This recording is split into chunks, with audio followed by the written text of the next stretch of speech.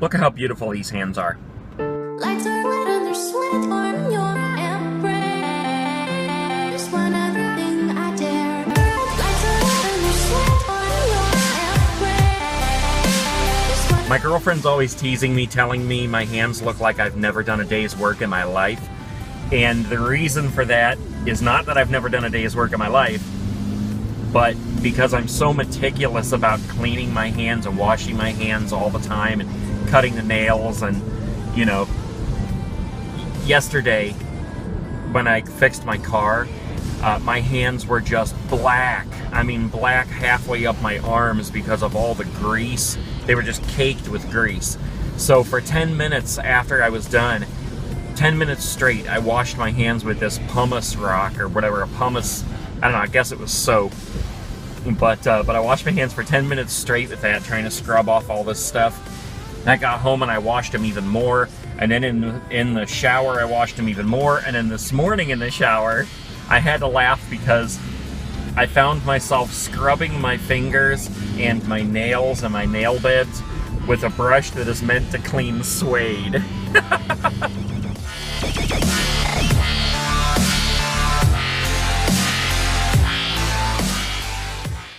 So about 20 years ago, I had gotten into bodybuilding, and I mean, I never got huge or anything, but I did get in some pretty good shape. And I remember getting down to 181 at one point, because I remember being that weight when I went to the Arnold Classic in Columbus, and I got to meet people like Lou Ferrigno and Arnold Schwarzenegger and Larry Scott, and you know, just some awesome bodybuilders. And then, you know, some time passed, I kind of lost interest, life took over, and I gained a bunch of weight. And then my friend Mark, about 10 years ago, was in a bodybuilding show, and it kind of lit that flame again, you know. So I started working out again, and really losing weight. I don't remember what I was at the time, but I remembered I got down to 225. And I mean, I was taking all the Animal Pack vitamins and all that stuff. And I used to come out here to McKinley Monument. I think there's 108 steps on that monument. And I used to come out here at 5 o'clock in the morning before I had to go to work for 12 and 16-hour shifts. And I'd park in the back because the gates would be locked. And I'd come around and I would do like 4 times around the front walk here, if you can see that long thing.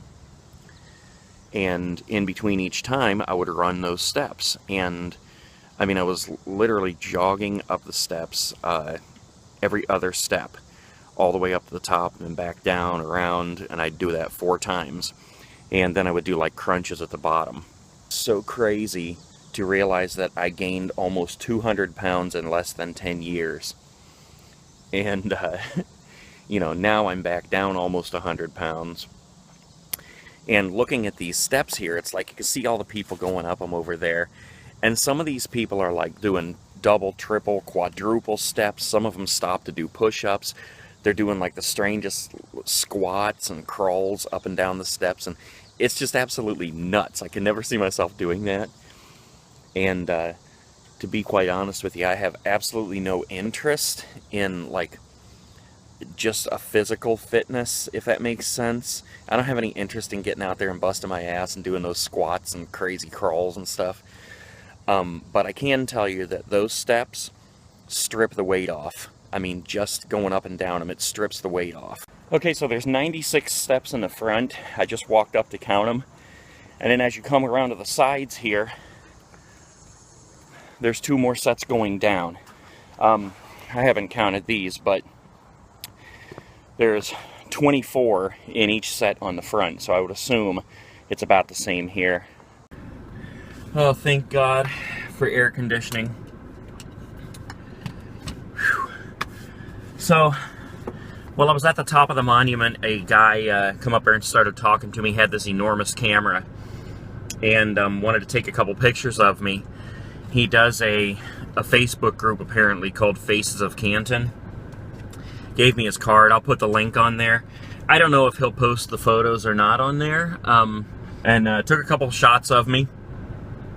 So that was kind of cool. He was also telling me about how he also used to be 400 pounds and has lost a ton of weight. So, I don't know, we just stood up there talking for a little bit, and it was kind of cool to meet the guy. It seems that I saw him on Cleveland Avenue the other day taking a picture of somebody on a bike, and which makes sense that he tells me now that he takes pictures called Faces of Canton. So, so I thought that was kind of cool.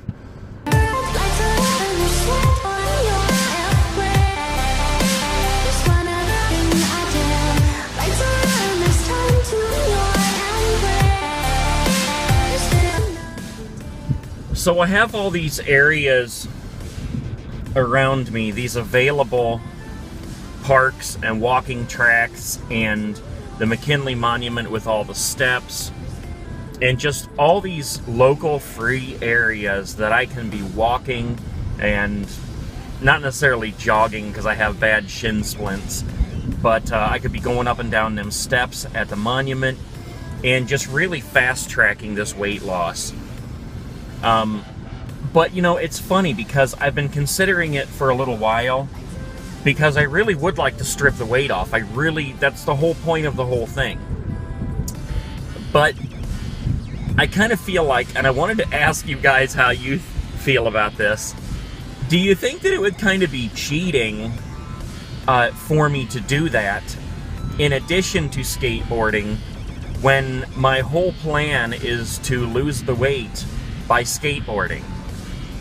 It's not like I'm going to quit skateboarding. I love skating, and I plan on doing it for the rest of my life, or as long as I possibly can. But being that I started out with this whole idea of skating to lose the weight, I kind of feel like if I would start doing other things like walking at the park and hitting those steps at the monument, that it would kind of be cheating at it, you know, because that would really be helping me a lot. And I don't know. But like I said, the whole point is to lose the weight. So I kind of want to do it. But you guys let me know what you think.